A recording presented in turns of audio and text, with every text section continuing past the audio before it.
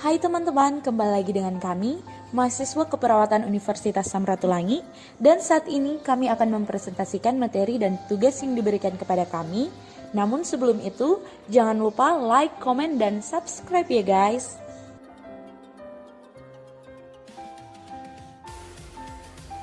Namun sebelum itu teman-teman, ada pepatah yang mengatakan tak kenal maka tak sayang. Jadi saat ini kami akan memperkenalkan nama-nama dari anggota kelompok kami. Yang pertama adalah Dewini Pangalila, yang kedua adalah Friliani Tamuangkai, yang ketiga adalah Putri Pratiwi atau saya sendiri, yang keempat adalah Krista Dibide, dan yang kelima adalah George Alektanos. Baik teman-teman, kecelakaan kerja merupakan hal yang sering terjadi di dunia kerja bila perusahaan ataupun institusi tidak memperhatikan keselamatan para pekerjanya. Kecelakaan kerja menurut standar adalah suatu proses atau keadaan yang mengakibatkan kejadian cedera atau penyakit akibat kerja. Penyakit akibat kerja adalah penyakit yang disebabkan oleh pekerjaan, alat kerja, bahan, proses maupun lingkungan kerja. Perawat merupakan salah satu profesi yang mulia, tapi juga merupakan profesi yang berpotensi mengalami kecelakaan kerja dan mengakibatkan penyakit akibat kerja. Karena di rumah sakit merupakan pusat tempat orang-orang sakit berobat, apalagi perawat selalu berkontak langsung dengan pasien dalam waktu yang cukup lama. Oleh karena itu, kelompok kami akan membahas mengenai penyakit atau cedera akibat kerja, baik yang menular maupun tidak menular, pada perawat beserta pencegahannya.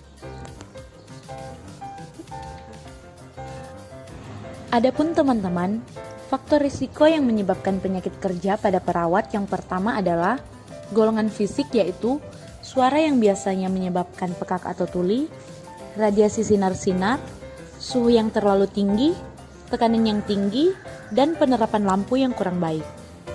Yang kedua adalah golongan kimiawi, yaitu debu, uap, gas, larutan yang menyebabkan dermatitis, serta awan atau kabut yang menimbulkan keracunan. Yang ketiga adalah golongan biologi, misalnya virus dan bakteri. Yang keempat adalah golongan fisiologis, yaitu salah cara melakukan pekerjaan dan lain-lain yang semuanya menimbulkan kelelahan fisik.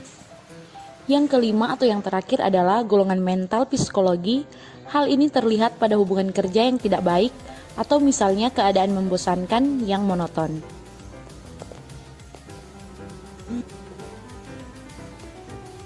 Oke teman-teman, sekarang kita akan masuk dalam pembahasan tentang penyakit akibat kerja yang menular. Jadi, penyakit menular akibat kerja sangat berisiko tinggi terjadi pada perawat, karena perawat sering melakukan kontak dengan pasien yang berhubungan dengan cairan darah, tubuh, busa, cairan dari mulut, urin, kotoran, muntah, dan lain-lain. Berikut ini merupakan penyakit menular yang terjadi pada perawat. Yang pertama ada COVID-19. Coronavirus adalah keluarga besar virus yang menyebabkan penyakit mulai dari gejala ringan sampai pada gejala berat. Ada setidaknya 2 jenis coronavirus yang diketahui menyebabkan penyakit yang dapat menimbulkan gejala berat seperti Middle East Respiratory Syndrome atau MERS-CoV dan Severe Acute Respiratory Syndrome atau SARS-CoV. Tanda dan gejala umum dari infeksi coronavirus antara lain gejala gangguan pernapasan akut seperti demam, batuk, dan sesak nafas. Pada kasus yang berat dapat menyebabkan pneumonia, sindrom pernapasan akut, gagal ginjal, dan bahkan kematian. Tingkat keparahan dipengaruhi oleh daya tahan tubuh, usia, serta penyakit yang telah ada sebelumnya, seperti hipertensi, diabetes mellitus, asma, dan lain-lain. Perawat tentunya sangat mudah terkontaminasi dengan virus ini apabila berada di lingkungan pasien COVID-19 tanpa menggunakan alat perlindungan diri atau APD yang lengkap. Selanjutnya yang kedua ada penyakit TBC. Tuberkulosis adalah penyakit menular langsung yang disebabkan oleh kuman TB atau Mycobacterium tuberculosis. Sebagian besar kuman TB menyerang paru, tetapi dapat juga mengenai organ tubuh lainnya. Penyakit ini dapat ditularkan pada perawat melalui batuk atau bersin dari pasien. Resiko tertular tergantung dari tingkat pajanan dengan percikan dahak. Pasien TB paru dengan BTA positif memberikan kemungkinan risiko penularan lebih besar daripada pasien TB paru dengan BTA negatif. Selanjutnya yang ketiga ada penyakit herpes zoster. Herpes zoster adalah penyakit yang disebabkan oleh virus Varicella zoster yang bersifat terlokalisir, terutama menyerang orang dewasa dengan ciri berupa nyeri radikuler, unilateral, dan gerombolan vesikel yang tersebar sesuai dengan dermatorm yang diinervasi 1,2 oleh satu ganglion saraf sensoris.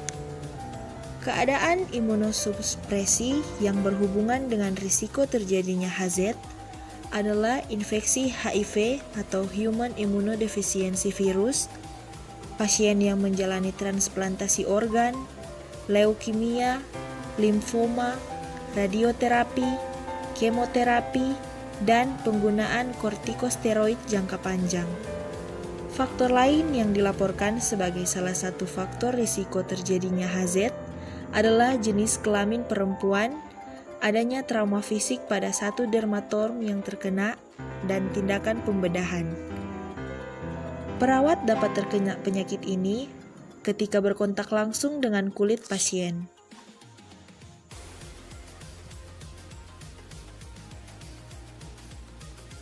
Selanjutnya ada kecelakaan kerja seperti tak sengaja tertusuk jarum bekas pasien sehingga menyebabkan tertularnya penyakit AIDS. AIDS merupakan penyakit yang disebabkan oleh Human Immunodeficiency Virus atau yang kita kenal virus HIV. Virus yang masuk ke dalam tubuh akan menghancurkan sel CD4. Sel CD4 sendiri merupakan bagian dari sel darah putih yang berfungsi melawan infeksi di dalam tubuh kita. Semakin sedikit sel CD4 dalam tubuh, maka tentunya semakin lemah pula sistem kekebalan tubuh seseorang. Untuk media penularannya dapat melalui darah. Jika perawat tak sengaja tertusuk jarum suntik bekas dari pasien AIDS, maka perawat tersebut dapat terinfeksi penyakit AIDS. Selanjutnya ada kecelakaan kerja seperti tak sengaja tertusuk jarum bekas pasien, sehingga menyebabkan tertularnya penyakit hepatitis. Hepatitis sendiri adalah peradangan pada hati atau liver. Hepatitis bisa disebabkan oleh infeksi virus, bisa juga disebabkan oleh kondisi atau penyakit lain, seperti kebiasaan konsumsi alkohol, penggunaan obat-obatan tertentu, atau penyakit autoimun. Diketahui bahwa terdapat banyak jenis dari penyakit ini, yaitu yang pertama ada hepatitis A. Untuk infeksi dari virus hepatitis A, dapat menyebar melalui konsumsi makanan atau air yang terkontaminasi virus. Biasanya hepatitis A mudah menular dalam satu keluarga di satu rumah. Selanjutnya ada hepatitis B. Penularan hepatitis B dapat menyebar melalui darah atau serum yang mengandung virus. Selain itu, penyakit menular ini dapat menyebar melalui kontak seksual, donor darah, jarum suntik yang terkontaminasi dengan darah yang terinfeksi, serta transfusi darah. Selanjutnya ada hepatitis C. Hepatitis C dapat ditularkan dari penggunaan jarum bersama di antara pengguna narkoba, serta transfusi darah. Penularan ini juga dapat melalui kontak seksual. Selanjutnya hepatitis D. Penularan dari virus hepatitis D dapat ditularkan melalui penggunaan jarum bersama di antara pengguna narkoba, darah yang terkontaminasi, dan kontak seksual. Individu yang sudah terinfeksi hepatitis B kronis dapat terkena infeksi hepatitis D pada saat yang sama. Selanjutnya, hepatitis E. Virus hepatitis E mirip dengan hepatitis A. Ini terjadi terutama di Asia, yang mana ditularkan air yang terkontaminasi. Beberapa gejala berupa sakit kuning, kurang nafsu makan, dan mual dan dalam kasus yang jarang terjadi, mungkin berkembang menjadi gagal hati akut. Dan yang terakhir ada hepatitis G. Untuk virus hepatitis G, baru-baru ini ditemukan dan menyerupai hepatitis C. Namun, virus hepatitis G berupa flavivirus dan saat ini virus hepatitis G dan dampaknya sedang diselidiki lebih lanjut.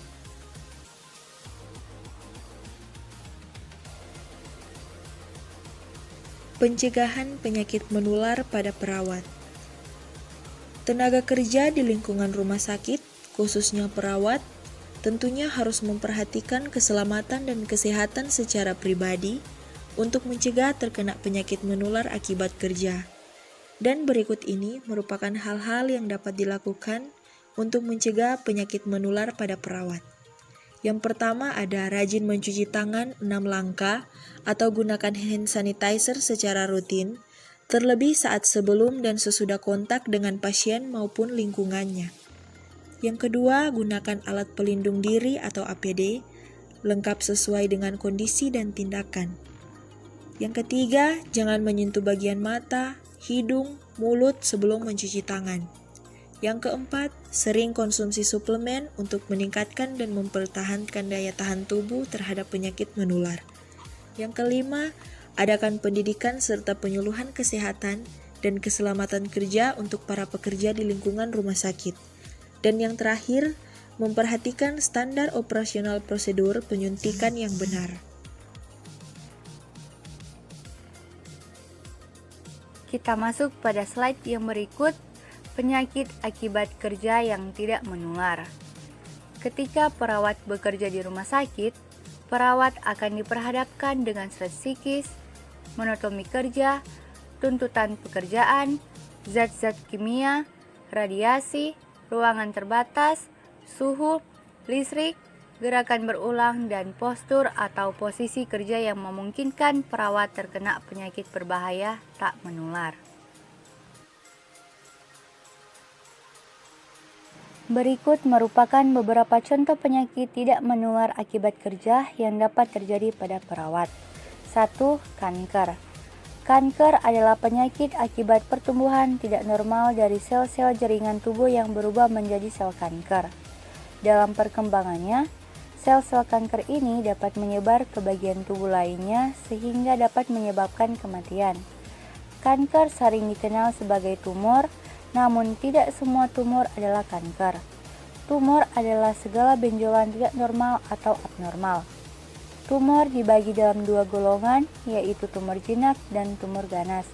Kanker adalah istilah umum untuk semua jenis tumor ganas.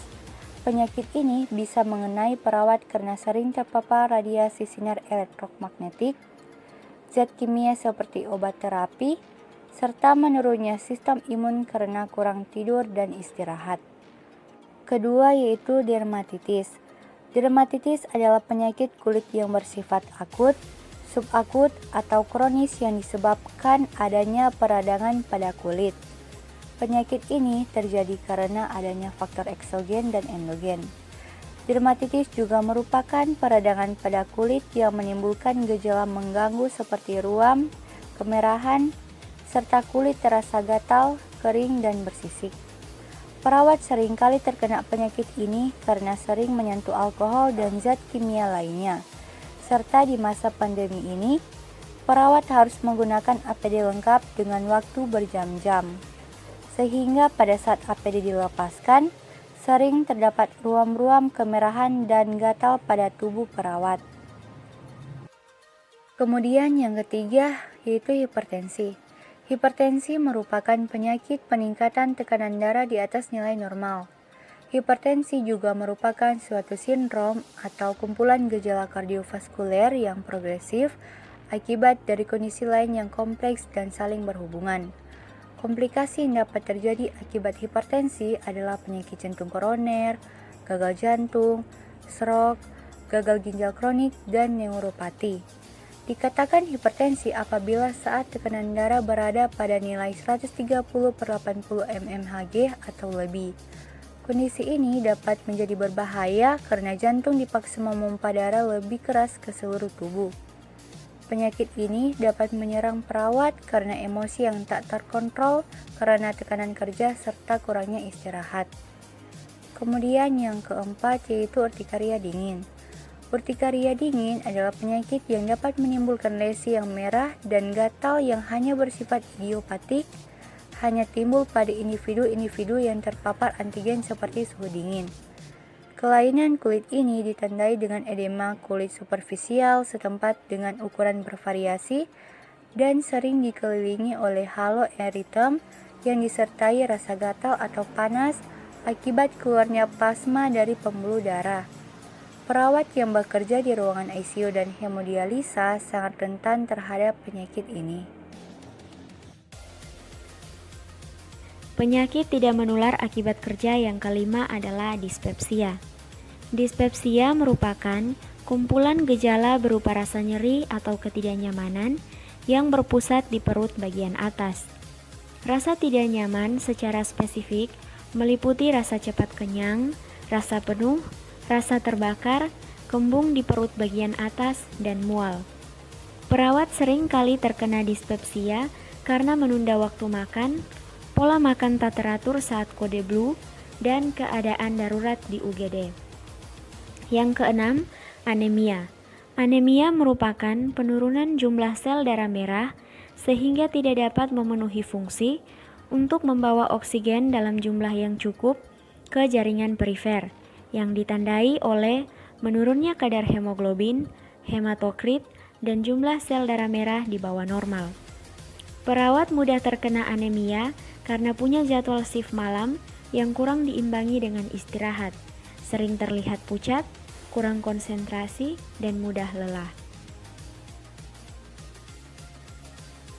Yang ketujuh, kecelakaan kerja seperti perawat yang sering keseleo karena harus cepat-cepat dalam keadaan darurat. Keseleo pergelangan kaki merupakan salah satu cedera akut yang sering dialami para perawat.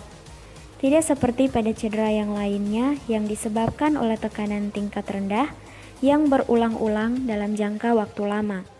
Cedera akut ini ditimbulkan oleh karena adanya penekanan melakukan gerakan membelok secara tiba-tiba. Keseleo tersebut dapat mempengaruhi tidak hanya pada bagian sisi pergelangan kaki, tetapi biasanya dapat juga merusak bagian luar ligamen. Yang kedelapan, kecelakaan kerja seperti perawat sering mengangkat berat, misalnya memindahkan pasien dapat menyebabkan hernia. Hernia merupakan protrusi atau penonjolan isi suatu rongga melalui defek atau bagian lemah dari dinding rongga bersangkutan.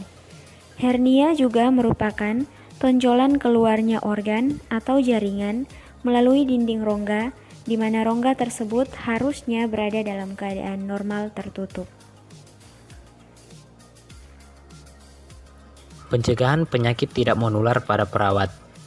1. Sering mencuci tangan atau jaga kebersihan diri dan lingkungan. 2. Mengatur pola makan dengan baik. 3. Lakukan check up kesehatan secara rutin. 4.